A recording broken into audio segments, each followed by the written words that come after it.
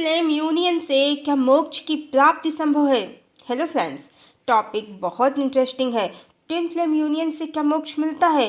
Twin flame से related हमने बहुत से वीडियो बनाए हैं जो ट्विन फ्लेम के नाम पर सोसाइटी में फैले सभी भ्रमों का नाश करते हैं और वहाँ इस टॉपिक को भी कवर किया है।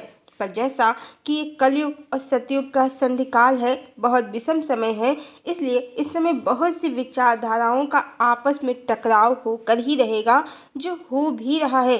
पहले भी हम बता चुके हैं, ट्विन फ्लेम का कॉन्सेप्ट सिर्फ इसलिए सोसाइटी में प्रकट और प्रसिद्ध हुआ है कारण साक्षात ईश्वर धरती पर हैं इस समय। चूँकि भगवान अपने स्त्री रूप भगवती कहें या शक्ति के साथ अवतरित हुए हैं, इसलिए भगवान और भगवती की ऊर्जा ही चेतनाओं की जागृति का कारण बनी है। अब ऐसा नहीं है कि इससे पहले ट्विन फ्लेम नहीं थे धरती पर, वो हमेशा से थे। जैसा कि अब ईश्वर के धरती लोक पर सशरीर होने से उनकी ही ऊर्जा से चेतना कहें या 5D का जगत धरती लोक पर प्रकट हो गया है। उनकी ही एनर्जी से चेतनाओं को स्वयं का आभास हो रहा है। इससे पहले भी ट्विन फ्लेम धरती पर थे, पर उनकी चेतना जागृत ही नहीं थी।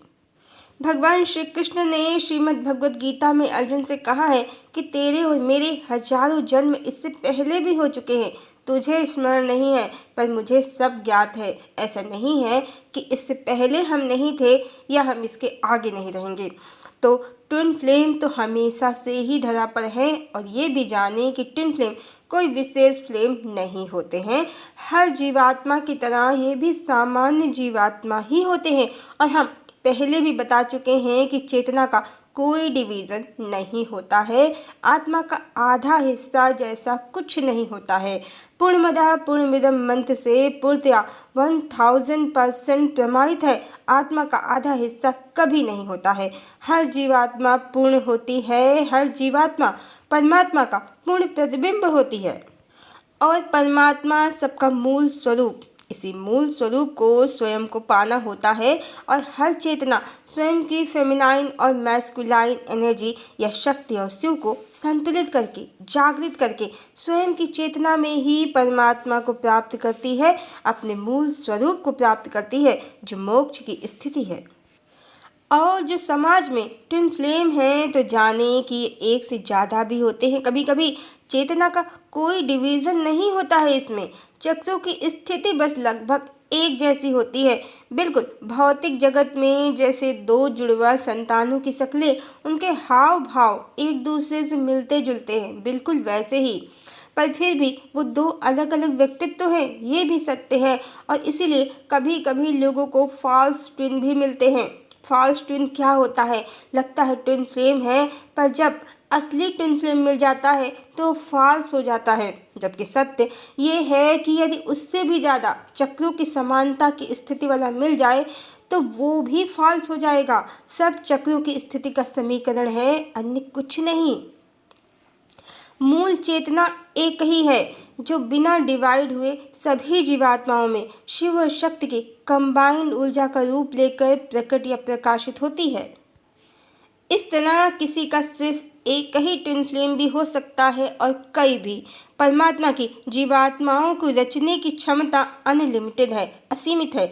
इस तरह सभी जीवात्माएं मात्र परमात्मा जो मूल चेतना है उसका प्रतिबिंब है, और ट्विन फ्लेम मात्र समान चक्रों की स्थिति को धारण करने वाली जीवात्माएं, अन्य कुछ नहीं। इस तरह एक जीवात्मा की मर्जिंग अगर दूसरी जीवात्मा से हो जाए तो ये मुक्ति की अवस्था बिल्कुल भी नहीं हो सकती।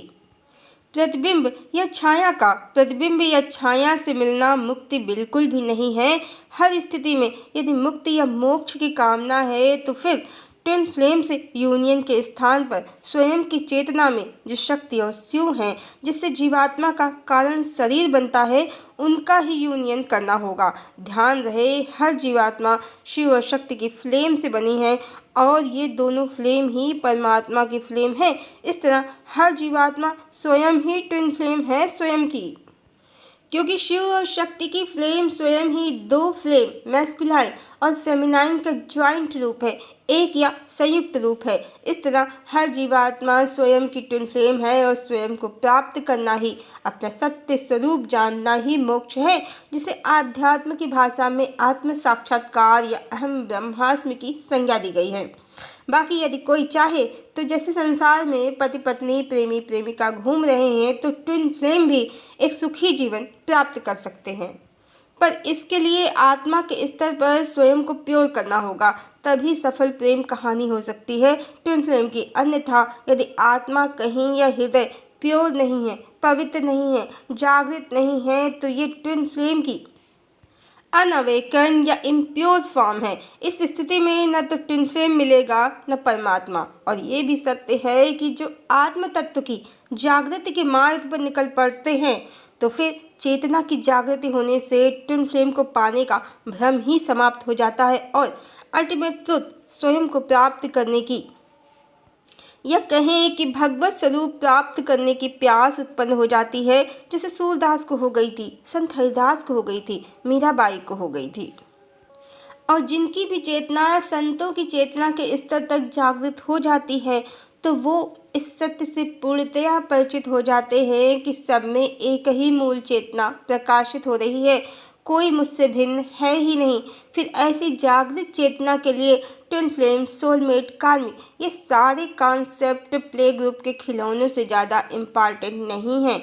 ये सारे कॉन्सेप्ट ट्विन फ्लेम, सोलमेट, कार्मिक, ये मात्र चेतना की जागृति का प्रथम कहें या फर्स्ट स्टेप है, बिल्कुल नीचे का कहें या लोअर लेवल है।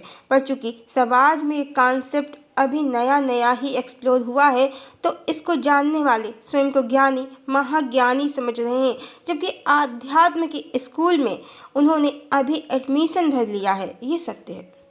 जब चेतना पूर्ण जागृति में होगी, आध्यात्म का सही स्वरूप पता होगा, तो यही एकमात्र सत्य सिद्ध होगा कि ट्विन फ्लेम यूनियन से कभी मुक्ति नहीं मिलती है, बल्कि एक इल्यूजन की स्थिति क्रिएट होती है। जीवात्माएं ट्विन फ्लेम यूनियन के नाम पर अक्सर मार्ग से भटक जाती हैं। यहाँ तक कि जब 3D वर्ल्ड में ट्विन पार्टनर नहीं मिलता है, तो वो अपनी इमेजिनेशन से 5D में तो मर्जिंग क्रिएट करते ही हैं और एस्ट्रल प्रेगनेंसी तक की कल्पना कर लेते हैं।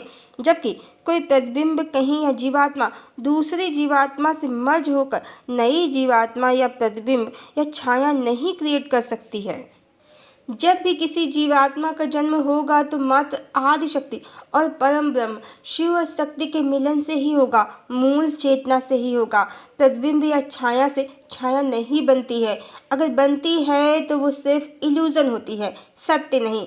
इस तरह एकमात्र परम ब्रह्म या शिव ही पिता हैं, शक्ति या आदि शक्ति ही माता है। बाकी एस्ट्रल प्रेगनेंसी की कल्पना भी भूत प्रेतों की दुनिया का मार्ग खोलती है, न कि मोक्ष का। इस तरह ट्विन फ्लेम यूनियन से कभी भी मुक्ति नहीं मिल सकती, बल्कि भुक्ति की एक रहस्यमयी दुनिया मिलती है, जो 3D वर्ल्ड से भी ज़्यादा मायावी है, जहाँ एक बार फंसने पर निकलना भी संभव नहीं है। पर मीराबाई, कबीरदास, आदि शंकराचार्य, रामकृष्ण परमहंस, संत हरिदास, संत रविदास, इनकी तरह आत्म साक्षात्कार के पथ पर चलकर संसार के आवागमन के चक्र से मुक्ति संभव है पूर्णतया, और आत्म स्वरूप की, भगवत स्वरूप की प्राप्ति भी। आवश्यकता है कि किसी अन्य से यूनियन के स्थान पर स्वयं से यूनियन किया जाए, स्वयं की चेतना में ही परमात्मा को प्राप्त किया जाए। क्योंकि मोक्ष या मुक्ति का यही एक मार्ग है, दूसरा कोई विकल्प नहीं है। मुक्ति को पाना है, डिवाइन को पाना है, तो डिवाइन से ही मिलना होगा। किसी जीवात्मा से मिलकर मुक्ति कैसे मिल सकती है? सत्य को जाने, सत्य को पाएं। हरिओम।